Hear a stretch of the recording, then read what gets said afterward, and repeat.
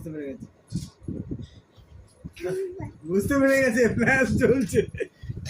আমি ফ্ল্যাশ বললাম বন্ধ করো, ফ্ল্যাশটা বন্ধ করবে তো, ভিডিও করে ফ্ল্যাশ জ্বলে। আমি তো প্রথমে বললাম ফ্ল্যাশ জ্বলছে। ওই দেখো করলো, দেখি লাইট বন্ধ করে করলো, এই দেখো।